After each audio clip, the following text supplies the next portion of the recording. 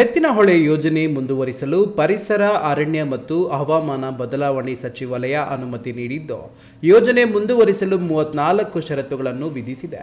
ಇದರಿಂದಾಗಿ ಸಚಿವಾಲಯದ ತಕರಾರಿನ ಕಾರಣದಿಂದ ವರ್ಷದಿಂದ ಸ್ಥಗಿತಗೊಂಡಿದ್ದ ಎತ್ತಿನಹೊಳೆ ಯೋಜನೆ ಕಾಮಗಾರಿಗೆ ಮತ್ತೆ ಚಾಲನೆ ಸಿಗಲಿದ್ದು, ಕೋಲಾರ, ಚಿಕ್ಕಬಳ್ಳಾಪುರ, ರಾಮನಗರ, ತುಮಕೂರು, ಬೆಂಗಳೂರು ಗ್ರಾಮಾಂತರ, ಹಾಸನ ಮತ್ತು ಚಿತ್ರದುರ್ಗ ಜಿಲ್ಲೆಗಳ 29 ತಾಲೂಕುಗಳ ಸುಮಾರು 75 ಲಕ್ಷ ಜನರಿಗೆ ಕುಡಿಯುವ ನೀರು ಪೂರೈಕೆಯಾಗಲಿದೆ.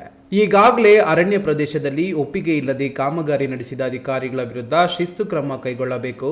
ಕಾಮಗಾರಿ ನಡೆಸಿದ ಸ್ಥಳದ ಮೌಲ್ಯದ 6 ಪಟ್ಟು ಮೌಲ್ಯವನ್ನು ದಂಡದ ರೂಪದಲ್ಲಿ ಪಾವತಿಸಬೇಕು.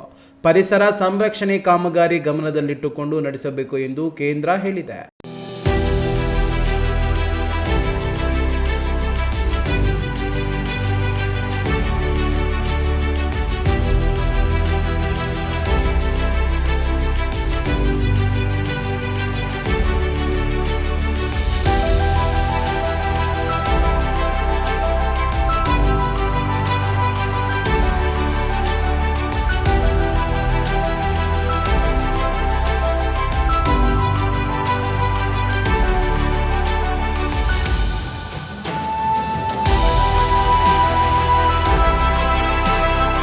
ಅರಣ್ಯ ಭೂಮಿಯ ಪ್ರಮಾಣಕ್ಕೆ ಸಮನಾಗಿ ಅರಣ್ಯೇತರ ಭೂಮಿಯಲ್ಲಿ ಮರ ಬೆಳೆಸಬೇಕು.